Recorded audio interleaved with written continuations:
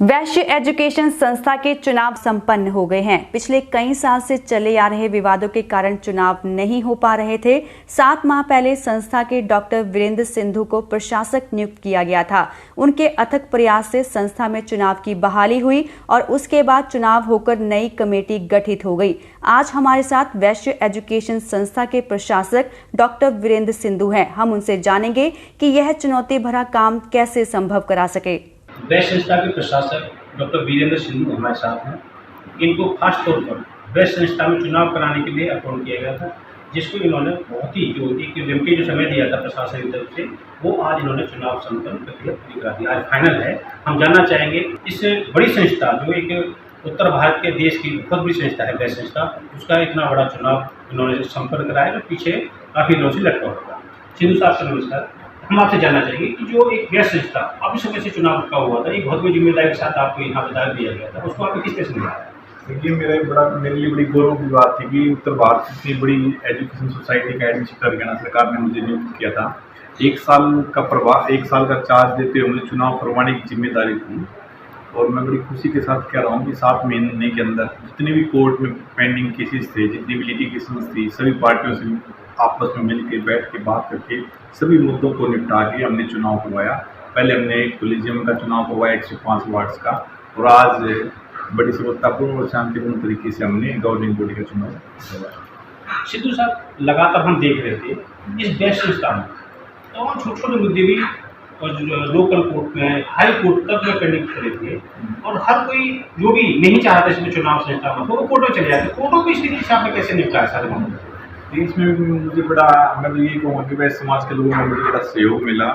रोज तक की आप देखोगे तो जो बाकी एजुकेशन इंस्टीट्यूशंस हैं, जैसे जाट एजुकेशन इंस्टीट्यूशन है, गौड़ ब्राह्मण है, उसमें कई 7-8 सालों से चुनाव नहीं हो पाए, और हमारी भी हालात इस सोसाइटी के ऐसे ही थे। लेकिन मैंने जितने भी वैश्य समाज के जो भी प्रमुख लोग थे, जो भी चुनाव पहले प्रधान रहे या फिर आगे जो प्रधान बनने के इच्छुक हैं गवर्निंग बॉडी के सदस्य, मैंने उनकी बार अलग अलग बैठकें ली, अलग अलग बातें की। मैंने काफ़ी रिक्वेस्ट की एक दूसरे के जो उनके आपस में किसी एक ग्रुप ने कुछ वोटिंग का जो सिस्टम था, ये वोट नहीं होनी चाहिए या ये वोट होनी चाहिए, जो आपस में सब भी मुद्दों को बिठा के सुलझा के और सबकी सहमति से सभी लिटिगेशंस को खत्म करवा के सभी कोर्ट केसेस को निपटा के ये चुनाव होने।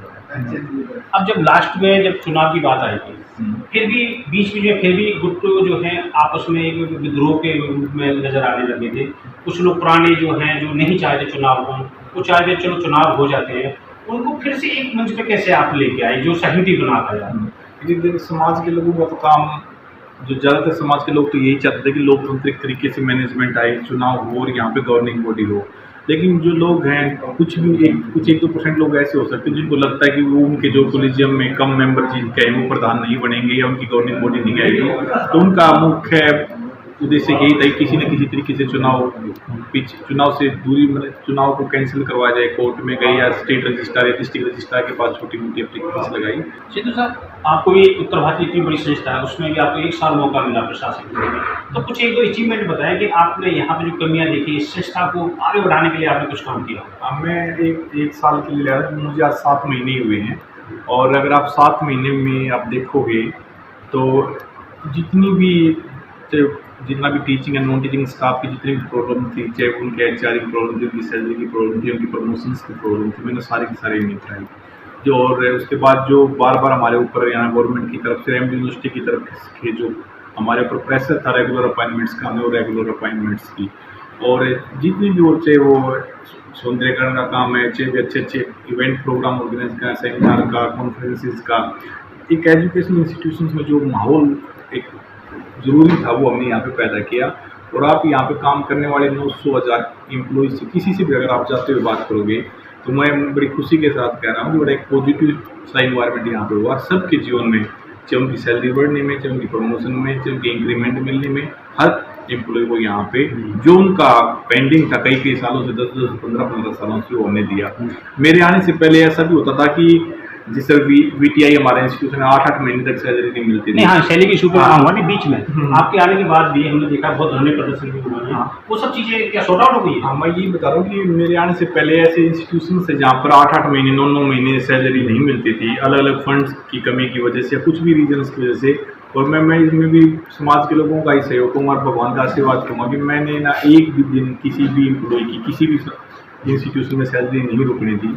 और जहाँ तक फंड्स जितनी भी हमारे एजुकेशन इंस्टीट्यूशन हैं, 4 स्कूल हैं, पहले वो एक लॉस में चल रहे थे, वहाँ पे एडमिशन्स नहीं थे, टीचर्स की सैलरी नहीं, वहाँ पे आज जितने भी स्कूल्स हमारे 4 के 4 स्कूल और जितने बाकी इंजीनियरिंग कॉलेज है हमारे और बाकी लॉ कॉलेज है, हर जगह आज के दिन हमारी सारी सीटें मैं एक भी इंस्टीट्यूशन आज लॉस में नहीं है। आपने इतनी उपलब्धियां बताई, संस्था के लिए आपने मन से काम किया, एक बीच में इसी संस्था के समाज के लोग ने थोड़ी बहुत आपकी नियुक्ति पे भी ऑब्जेक्शन उठाया, तो उसके पीछे क्या राजनीति? उसमें देखो किसी भी तरीके से कोई अपॉइंटमेंट होती है, किसी तरीके का इलेक्शन होता है, सिलेक्शन या अपॉइंटमेंट होती है, इस तरह का विरोध तो जनरली होता ही है। और वो एक ही सोसाइटी के ऊपर जब एडमिनिस्ट्रेटर लगाया जाता है तो वो इतना तो बनता भी है। और लेकिन मुझे लगता है कि मेरे यहाँ पे आने के बाद मेरे काम को देखते हुए पिछले 6-7 महीने में ऐसा नहीं हुआ। और उसी का कारण है कि आज चुनाव देखिए, हम इससे पहले हमारा चुनाव गवर्निंग बॉडी उसका रेगुलेशन का एक भी लिटिगेशन, एक भी पेटिशन ना डिस्ट्रिक्ट रजिस्ट्रार के पास लगी, ना कोई कोर्ट में गया, उसी इलेक्शन प्रोसेस के अगेंस्ट कोई नहीं गया। आज भी हमारा गवर्निंग बॉडी का चुनाव है। इसका मतलब ये है कि वो आपकी कार्य को शुरू समझ नहीं पाए, जब आपकी वर्किंग लगी तो उस पूरी तरह से संतुष्ट हो। अब एक उसके लिए कल्चर सा था कि हरियाणा में पहले कल्चर था कि जो भी एडमिनिस्ट्रेटर लगेगा वो सिर्फ ना IAS लगेगा या SDM लगेगा, इसी तरह के लोगों की चाहत थी, क्योंकि उनको एक टीचर को शायद वो इस तरीके का बड़ा नहीं मानते होंगे। लेकिन अब क्योंकि मैं एकेडमिक बैकग्राउंड से हूँ, खुद यूनिवर्सिटी में टीचर हूँ, तो शायद मैं ज़्यादा समझ पाया यहाँ क्या। बहुत बहुत धन्यवाद सिंधु साहब।